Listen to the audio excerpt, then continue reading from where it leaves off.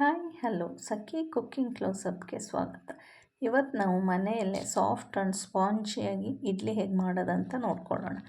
ಇದಕ್ಕೆ ಬೇಕಾಗಿರೋದು ಅಕ್ಕಿ, ಉದ್ದಿನಬೇಳೆ, ಅನ್ನ. ಇದು ಒಂದು ಮೆಷರಿಂಗ್ ಕಪ್ ಅಥವಾ ಗ್ಲಾಸ್ ತಗೊಂಡು ಅದರಲ್ಲಿ 3.5 ಕಪ್ ಅಕ್ಕಿ ತಗೋಬೇಕು. ಇದನ್ನು ಒಂದು ಸೈಡ್ ಇಟ್ಕೊಳ್ಳಿ. ಅದೇ ಕಪ್ಪಲ್ಲಿ 1 ಕಪ್ ಉದ್ದಿನಬೇಳೆ. ಇದೆರಡನ್ನೂ ಸಪ್ರೇಟಾಗಿ ಒಂದು 4ರಿಂದ 5 ಸರಿ ತೊಳ್ಕೊಬೇಕು ನೀಟಾಗಿ ಅಕ್ಕಿನ. ಇದನ್ನು ನೆನೆಸಿಡೋದಕ್ಕೆ ಫುಲ್ ನೀರು ಹಾಕಿ ಒಂದು ಕಡೆ ಮುಚ್ಚಿಡೋಣ. ಇದೆರಡು 5 ಗಂಟೆ ಚೆನ್ನಾಗಿ ನೆನೆಬೇಕಿದು. 4ರಿಂದ 5 ಗಂಟೆ ನೆನೆಸ್ಬೇಕಿದ್ನ. ಇದಾಗಿದೆ. ನಾನು 5 ಗಂಟೆ ನೆನೆಸಿಟ್ಟಿದ್ದೀನಿ ಇದನ್ನ. ನೋಡಿ, ಬೇಳೆ ಎಲ್ಲ ಚೆನ್ನಾಗಿ ನೆಂದಿದೆ. ಈಗ ಇದಕ್ಕೆ ಒಂದು 3/4 ಕಪ್ ನೀರು ಸೇರಿಸಿ ರುಬ್ಕೋಬೇಕು. ಇದು ನೈಸಾಗಿ ರುಬ್ಕೋಬೇಕು, ಫೈನ್ ಪೇಸ್ಟ್ ಉದ್ದು. ಇದಾಗಿದ್ದು ಈಗ ನೋಡಿ, ಇಷ್ಟಾದರೆ ಸಾಕು. ಇದಕ್ಕೆ ಈಗ ಅಕ್ಕಿ ಹಾಕ್ಕೊಂಡು ನೀರು ಸೇರಿಸಿ ಇದನ್ನು ರುಬ್ಕೊಳ್ಳೋಣ. ಇದು ಫೈನಾಗಿ ಪೇಸ್ಟ್ ಆಗೋದೇನು ಬೇಡ, ಹಾಗೆ ರವೆನೂ ಸಿಗೋದು ಬೇಡ, ದಪ್ಪ ದಪ್ಪ ರವೆ ಥರನೂ ಬೇಡ. ಇಷ್ಟು ನೋಡಿ, ನಾವು ಹಿಂಗೆ ಹಿಡಿದ್ರೆ ಬೀಳೋ ಅಷ್ಟು ಹದದಲ್ಲಿ ಮಿಕ್ಸಿ ಮಾಡ್ಕೋಬೇಕು. ಅದೇ ಬೌಲಲ್ಲಿ ನಾವು ಅಕ್ಕಿ ಮತ್ತು ಉದ್ದಿನಬೇಳೆ ತೊಗೊಂಡಿದ್ದ ಬೌಲಲ್ಲೇ 1.5 ಕಪ್ ಅನ್ನ ತೊಗೋಬೇಕು. ಇದಕ್ಕೆ ನೀರು ಸೇರಿಸಿ ಇದನ್ನು ಫೈನ್ ಪೇಸ್ಟ್ ಮಾಡ್ಕೋಬೇಕು. ಉದ್ದಿನಬೇಳೆ ಮತ್ತು ಅನ್ನನ ಫೈನ್ ಪೇಸ್ಟ್ ಮಾಡ್ಕೋಬೇಕು, ಅಕ್ಕಿನ ಫುಲ್ಲು ಪೇಸ್ಟ್ ಅಲ್ಲ.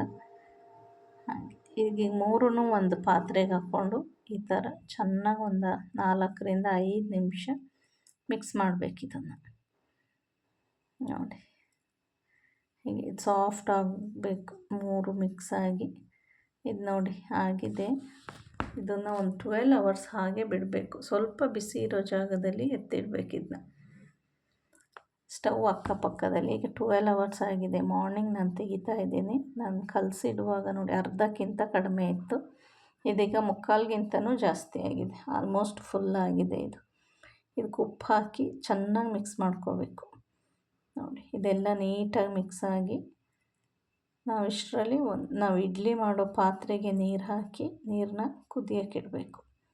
ಅಷ್ಟೊತ್ತಿಗೆ ಎಲ್ಲ ಇಡ್ಲಿ ಪ್ಲೇಟ್ಸಿಗೆ ಸ್ವಲ್ಪ ಎಣ್ಣೆ ಹಾಕಿ ನಾವು ರೆಡಿ ಮಾಡಿಟ್ಟಿರೋ ಇಡ್ಲಿ ಬ್ಯಾಟರ್ನ ಹಾಕಬೇಕೆಲ್ಲದಕ್ಕೂ. ಹಾಕಿ ನೋಡಿ, ಇದೀಗ ಪ್ಲೇಟ್ ಮೇಲೆ ಈಕ್ವಲ್ ಆಗಿದೆ ನೋಡಿ. ಇದನ್ನು 15 ಮಿನಿಟ್ಸ್ ಬಾಯ್ಲ್ ಮಾಡಬೇಕು. ಹೈ ಫ್ಲೇಮಲ್ಲೇ 15 ಮಿನಿಟ್ಸ್ ಬಾಯ್ಲ್ ಮಾಡಬೇಕು. ಇದಾಗಿದೆ ನೋಡಿ, ಇಡ್ಲಿ ಎಷ್ಟು ಮೇಲೆ ಬಂದಿದೆ. ಇದು ಈಗ ನೋಡಿ, ಬಿಸಿ ಬಿಸಿಯಾದ ಇಡ್ಲಿ ರೆಡಿ ಆಯಿತು. ಇದನ್ನು ಒಂದು ಪಾತ್ರೆಗೆ ತೆಗೆದಿಟ್ಕೊಳ್ಳೋಣ.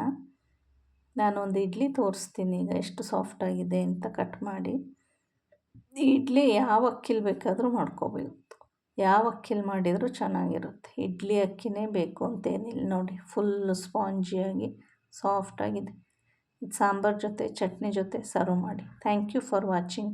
ವಿಡಿಯೋನ ಸಬ್ಸ್ಕ್ರೈಬ್ ಮಾಡಿ, ಶೇರ್ ಮಾಡಿ, ಫಾಲೋ ಮಾಡಿ.